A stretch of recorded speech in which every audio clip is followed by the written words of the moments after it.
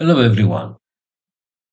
The new moon of the 18th of January, week 2026, coincides with the sun in the rather rigid sign of Capricorn, which will be characteristic of the intransigence that often comes to fore here.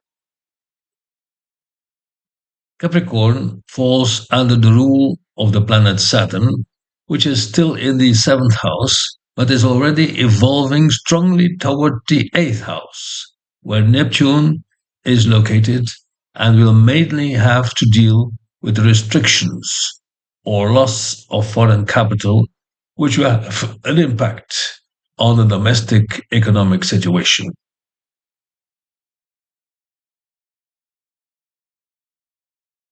What immediately stands out in the horoscope for January the 18th is the stellium in the fifth house.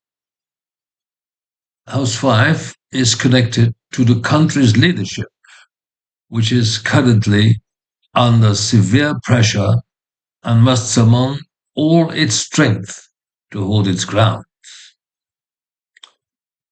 The moon is the lord of the 11th house and indicates trade unions and interest groups, while the sun is lord of the 12th house and reflects hidden problems.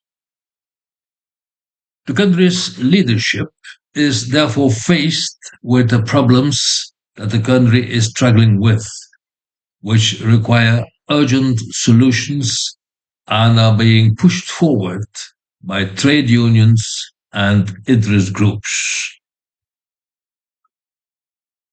Mercury, the lord of the ascendant and also the lord of the 10th house, is conjunct Mars, lord of the 8th house, confronting the country itself and its reputation with a heavy, almost insurmountable death burden waiting on the country. Still in the 5th house, but already in the sign of the 6th house, Venus, which is the lord of the 2nd and the co-lord of the 9th house, is conjunct to the powerful Pluto, which is the co-lord of the 3rd house. The country's financial situation is under severe pressure from change that is being imposed but cannot be realized. The entire stellium forms a trine with Uranus, which is lord of the 6th house and located in the 9th house, allowing workers' conditions to adapt, albeit with great difficulty, to the changed circumstances imposed by foreign countries. Uranus is retrograde, causing delays in implementation and unexpected obstacles, particularly related to foreign policy.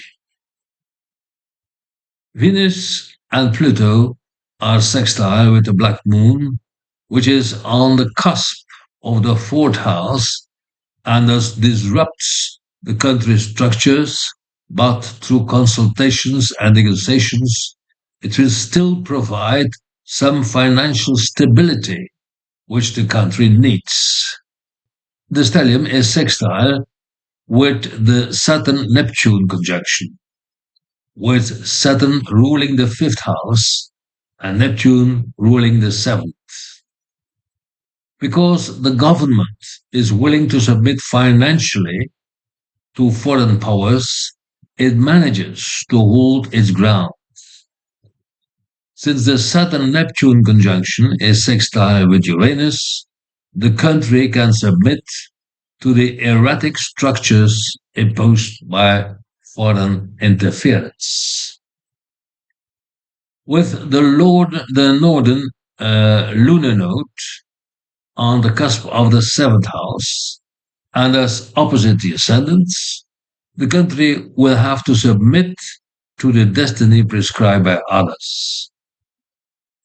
Jupiter, as Lord of the fourth, is in the 11th house and squares Chiron in the 8th house.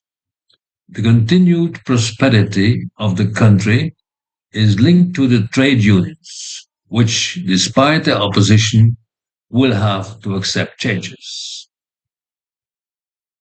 So, January 2026 promised to be a difficult month in which much will have to be accepted, and above all, compromises will have to be made to enable the country's leadership to continue.